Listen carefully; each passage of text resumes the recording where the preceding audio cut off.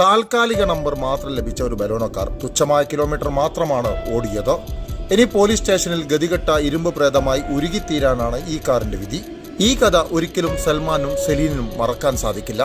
ആ കഥ കേൾക്കാം. കാസർഗോഡ് ജില്ലാ പോലീസ് മേധാവി ഡി ശില്പ IPSന്റെ നിർദ്ദേശപ്രകാരം ബദിയടുക്ക SI AK നിഖിലും ഡാൻസ് ഓഫ് സംഘവും പെർള അതിർത്തി ചെക്ക് പോസ്റ്റിന് മുൻവശം വെച്ച് ശനിയാഴ്ച ഉച്ചയ്ക്ക് 12:20 വാഹന പരിശോധന നടത്തുമ്പോഴാണ് ബലോണ കാർ ഓടിച്ച് കാസർഗോട്ടെ അബ്ദുൽ സൽമാനും മുഹമ്മദ് സെലീനും വരുന്നത്.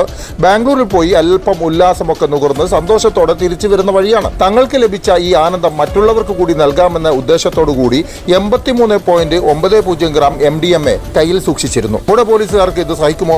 കയ്യോട് പിടികൂടി അറസ്റ്റ് ചെയ്ത് റിമാൻഡിലാക്കി. കാറിൽ നിന്നാണ് പോലീസ് മാരകമയക്കുമരുന്നായ MDM പിടിച്ചെടുത്തു എന്നുള്ളത് കൊണ്ട് ഇനി റോഡ് കാണാനുള്ള ഭാഗ്യം ഈ കാറിന് ഉണ്ടാകാൻ സാധ്യതയില്ല.